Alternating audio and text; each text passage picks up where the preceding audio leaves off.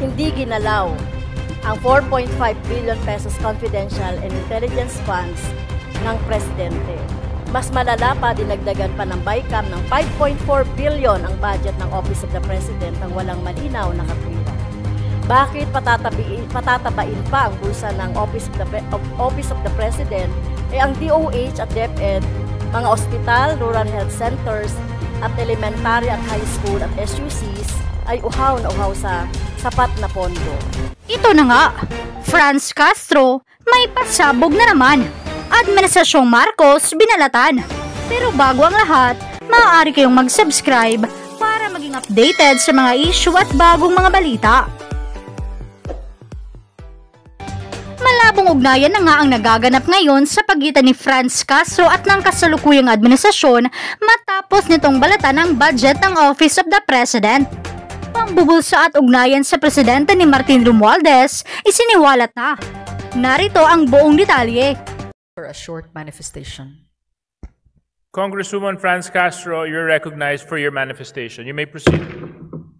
Thank you, Mr. Speaker. Ang manifestation po ay regarding doon sa budget at naganap sa BICAM. Mariing kinukundina ng Makabayan Bloc ang inaprobahang Bicameral Conference Committee Report ukol sa pambansang budget para sa 2025 bilang lantarang pag-ulit sa nangyari sa mga nakaraang taon, kapabayaan sa pamamahala ng pondo at political patronage. Binabawasan na nga ang mga kritikal na pondo para sa mga serbisyong panlipunan, pinalaki pa ang mga discretionary funds at pork barrel. Nakakalungkot at nakakalungkot na isipin na sa kabila ng kagyat at matinding pangangailangan ng mga pangkaraniwang Pilipino para sa pagkain at serbisyo, pinili pa yung tinuturing na third chamber na ponduhan ang lump sum at mga item na matagal nang nalantad bilang porky projects at programang pagmamadrino.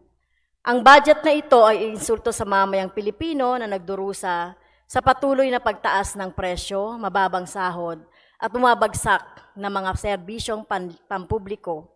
Oo nga't na ipalabas sa telebisyon ang deliberasyon ng Bicameral Committee, pero puno naman ito ng kalabuan. Opaque imbis na transparent. Inilayo ang publiko sa mga impormasyon tungkol sa mga particular na mga amendments sa katwiran para sa mga ito at epekto ng mga amyenda sa mga serbisyong panlipunang kagyat nilang kinakailangan at inaasahan. Muli, pinapatunayan ng BICAM na ito isang unaccountable third chamber ng Kongreso na questionabling nagagamit sa poder upang isantabi ang mga prioridad ng mamamayan.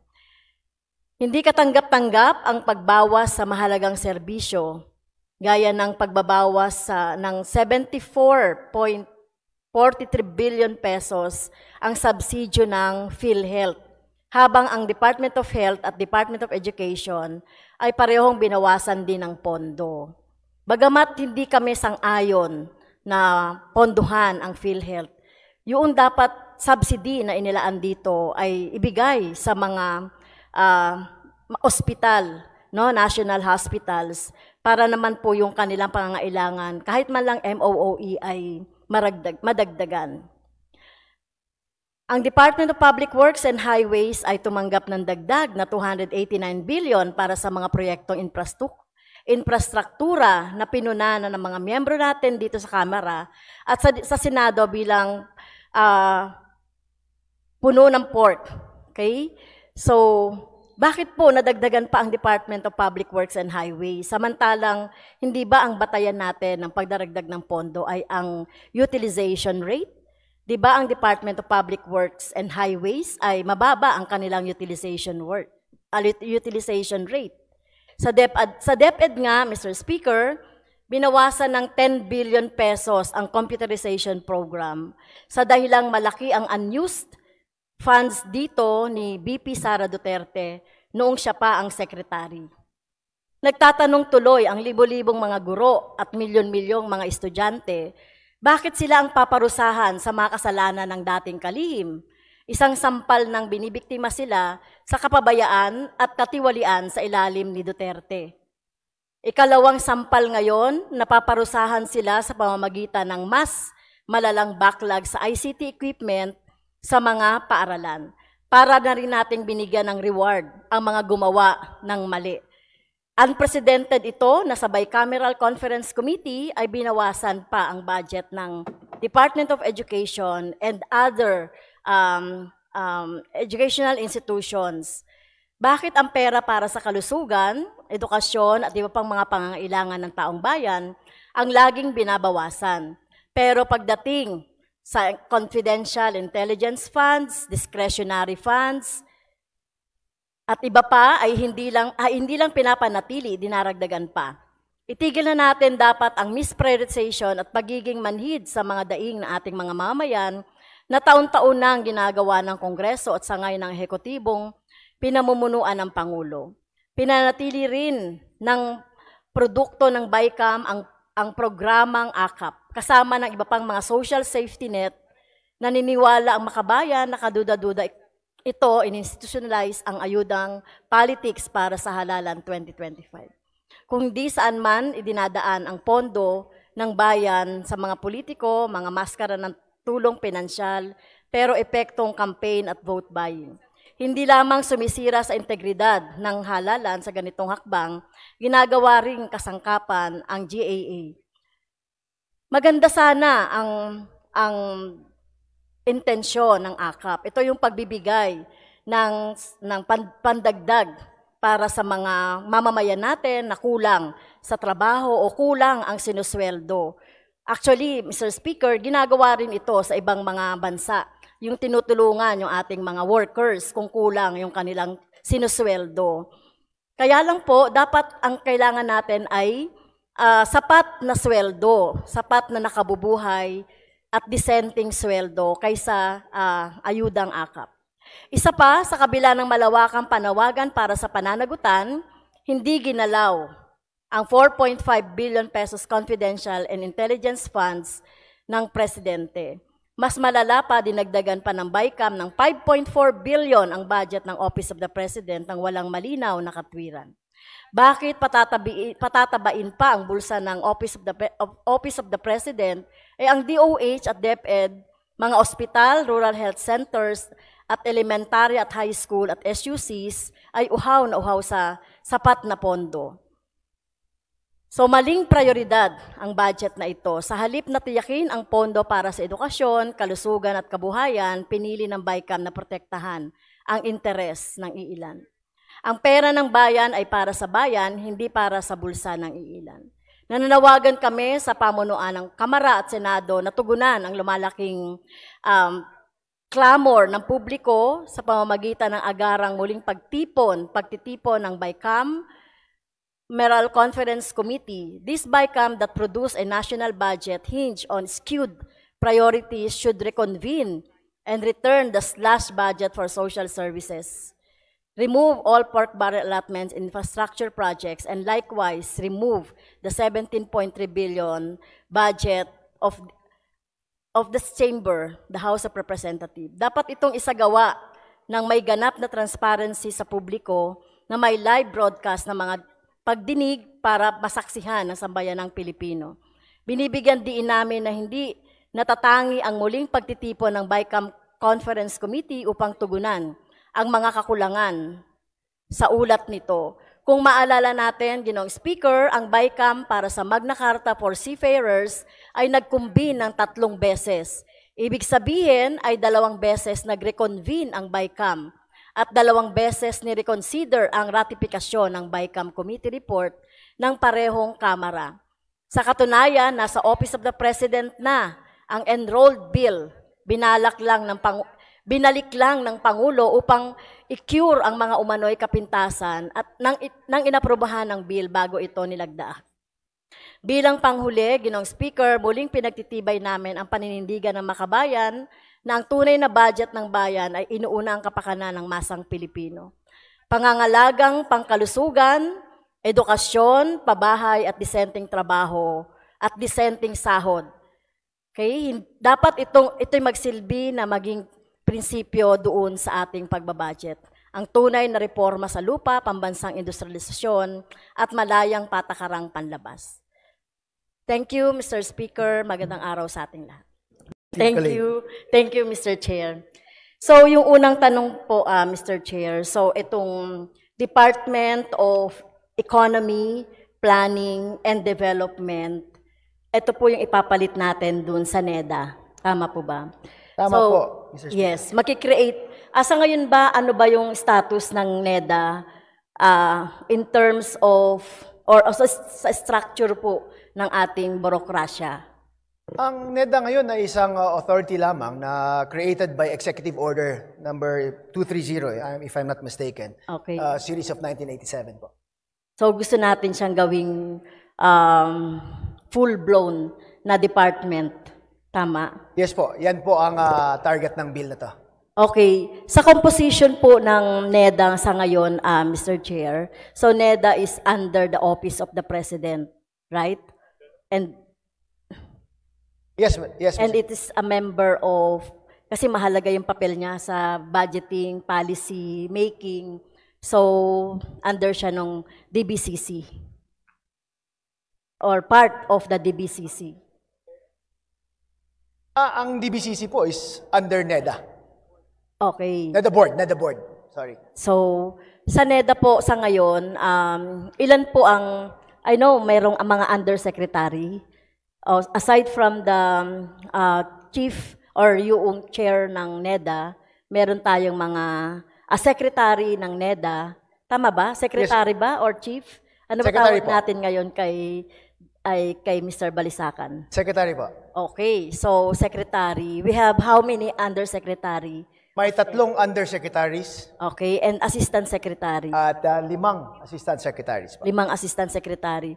In this, Mr. Chair, Mr. Speaker, so in this new composition, etong department, there would be 5 USECs and 5 ASECs. At least, kaya nakalagay kasi dito sa bill natin, Mr. Chair, at least, so ibig sabihin, pwede pa yung dumami. Ang target po ng bill, Mr. Speaker, is i-mirror din natin yung composition ng DBM at Department of Finance. Ang Department of Finance may 5 undersecretary at 5 assistant secretary. Ang DBM, same din. May 5 undersecretary at 5 assistant secretary. So ang gusto po natin sa bill na to is i-mirror natin para po pareho sila na may 5 undersecretaries at assistant secretaries para mas madali po yung coordination meetings nila. Kasi itong 3 po, yung pinaka-primary departments natin, kung magiging department man ang NEDA, sa pagplano po ng ating budget and expenditure sa national government. So in each undersecretary, Mr. Chair, meron silang i-assign na focus.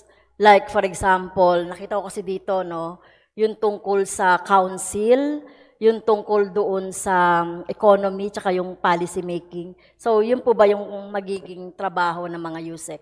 Parang may different lines po silang pagtututukan. Okay. Thank you po, Mr. Sponsor. Well, you mentioned earlier that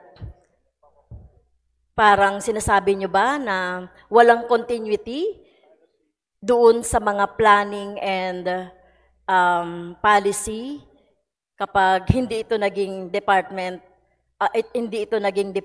tama ba yon?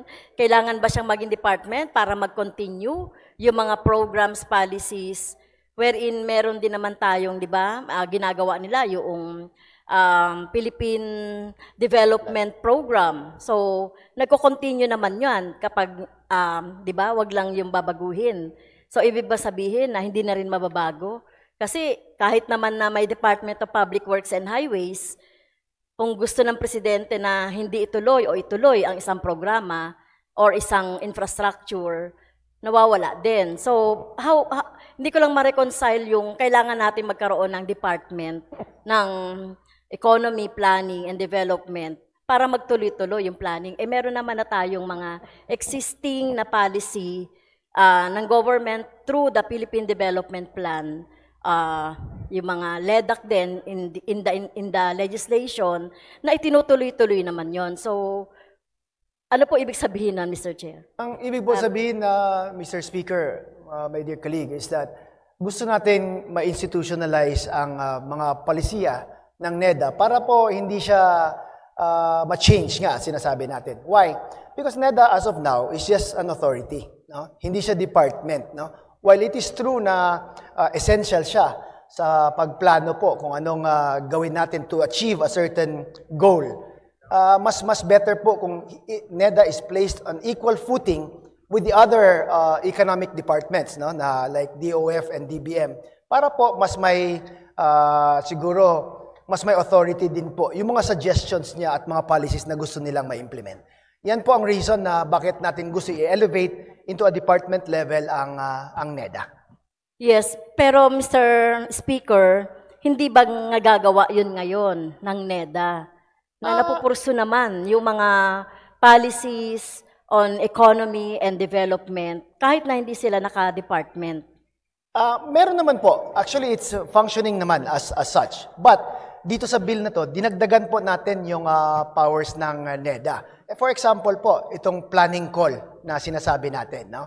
Ang dati walang authority si NEDA to call for the planning call. No? Dati ang alam lang natin is the budget call.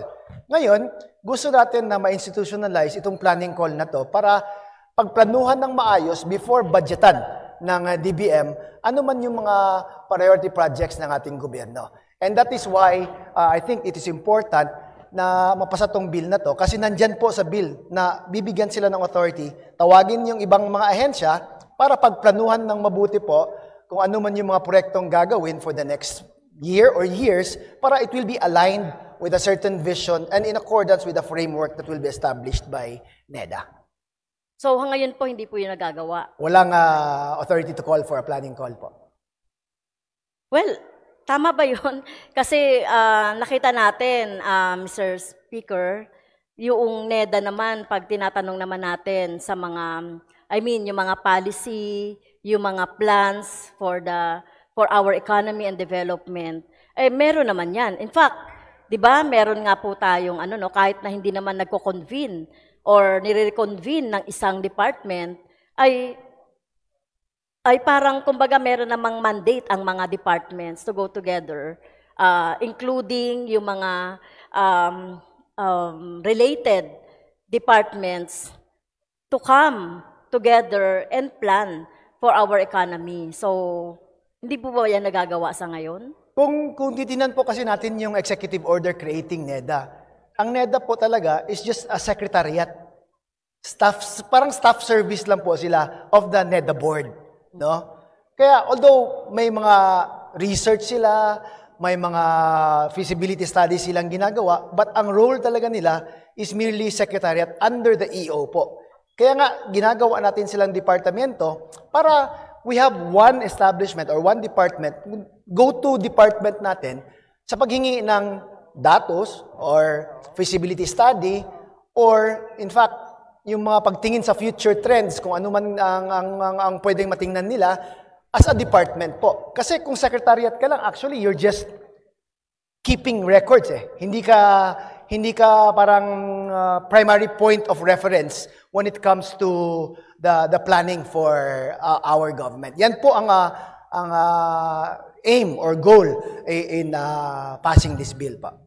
Well, tingin ko naman nagagawa yan sa ngayon. In fact nga, sila nga nagre-recommend, di ba? Nung tungkol doon sa poverty threshold, yung pagkakaroon na ang mga tao ay may ganitong peso lang ay magiging middle income na. 'Di ba nagagawa naman nila 'yon? Nasabi kaya lang nga mukhang hindi naman tama. So, ayun po. So kapag naging department ba, magiging accurate na yung kanilang pagtaya doon sa ating economy in terms of tungkol sa salary, tungkol doon sa poverty threshold, yung kailangan na amount ng food na kailangan ng isang pamilya para maging disente at nakabubuhay naman yung kanilang budget sa pagkain. So, yun ba? Kasama yan diyan? Kasi ngayong NEDA ba sila? Hindi sila foresee or may accurate na pagtansya doon sa mga sinabi ko pong mga criteria of economy. Tama ba? Sa ngayon po ay very limited lang to what was mentioned in the executive order po kasi. But with this bill po, parang if you allow me to read po, ano pong nilagay natin na powers and functions nila ngayon para mas maging siguro sa gusto nyo, mas accurate ba or mas precise yung pagbibigay nila ng data as far as like let's say poverty threshold or the minimum, ano ba yung sinabi nyo? Other concerns po na mas accurate po sana. Of course, we want a more accurate information coming from NEDA, and that's why we want to strengthen them as a department para mas magawa nila yung trabaho nila properly. But if you will allow me po to read a portion lang of the para mas makita natin kung ano yung gusto nating magawa nila.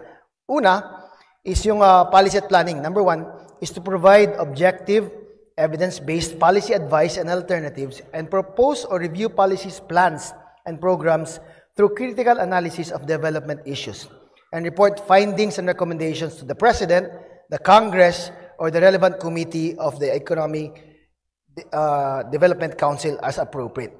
So, number 2 po, to formulate long-term vision and development framework as the basis for overall direction of government policies, programs, and projects. Mahaba pa to, but these are some of the examples. Okay, Mr. Speaker, I can read naman yung powers and function. Okay po. So, with these powers and function po, Mr. Speaker, hindi kaya magiging super department naman itong Department of Economy and Development dahil nga sabi natin, so lahat naman sa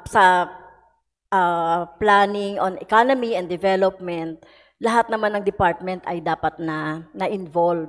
So, ano yung magiging role ng department kaugnay doon? So, ibig bang sabihin, magko-convene ang department to all the departments po involving yung pag-uusap tungkol sa economy, planning, development, etc. Kasi alam ba, katulad ko po sa education sector, so included po dyan yung education sector dun sa planning. So ibig ba sabihin magiging parang super department siya? Hindi naman na super department, they will be co-equal with the other departments po. And to answer your question, kasama po ang DepEd sa council, ang secretary ng Department of Education sa council, para to make sure na yung concerns ng education will also be addressed. When I say equal footing po, Mr. Speaker, Madam Franz, is that sila yung walang over and above the other departments. But in fact, they will convene and align the projects para isa lang yung direction nila. Hindi yung kalat yung pag-implement or pag-fund or pag-plan out ng anumang projects na gusto ng government pa. Okay. So, yung powers and function po ng DepDev are divided into 3. Yung policy and planning. Yes, ma'am. Tapos yung investment, programming, at saka monitoring and evaluation. Yes. So, parang hindi ba ito merong, kumbaga parang may conflict of interest, like kung ikaw na yung policy making, ikaw na yung nagpa-plan, ikaw na yung nag-aano ng investment programming, pero bakit yung monitoring and evaluation sila pa rin? So ano ba yung restrictions doon sa monitoring and evaluation na trabaho ng DepDev?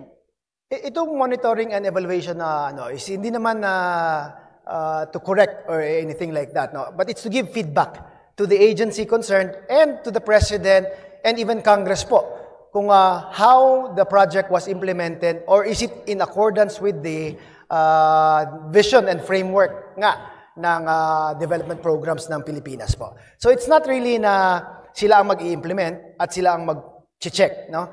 It's really just to provide parang scientific basis po on how the projects are ongoing or going on and how it was implemented by the different departments. So parang feedback mechanism lang po itong gagawin nilang monitoring and evaluation. Okay. So siguro mag-sample tayo ng concrete na example.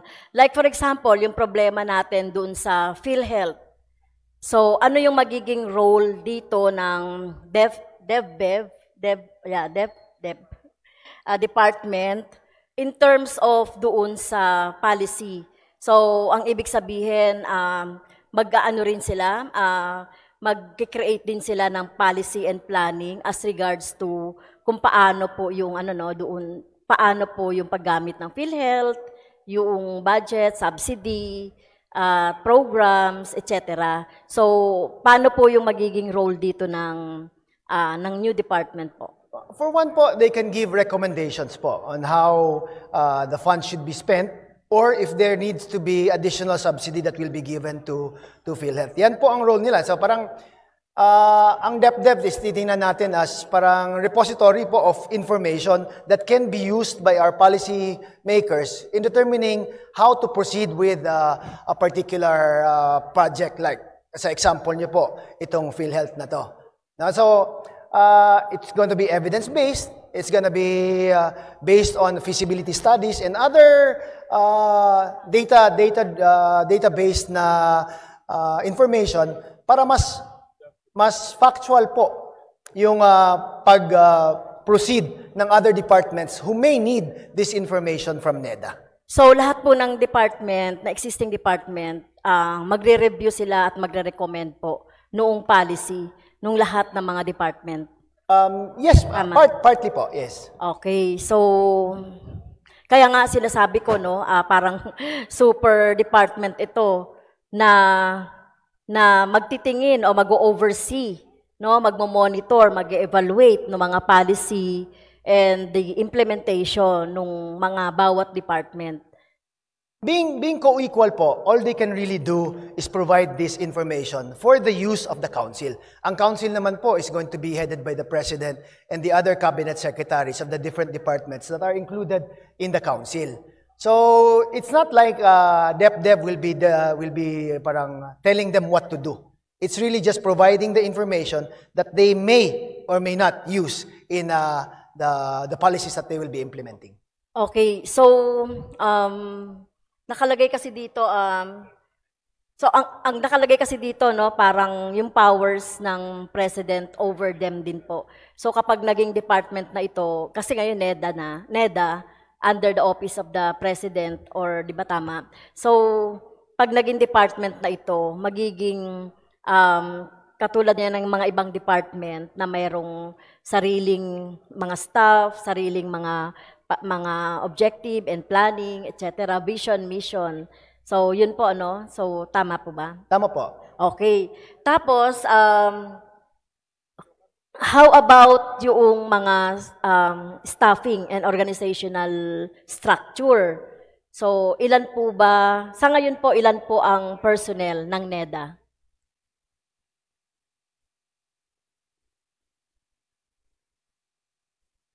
Almost 1,200 po. Kasama na po ang regions, man.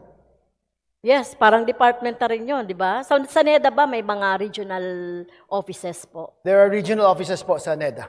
So, all regions have NEDA structure or NEDA offices? Yes po.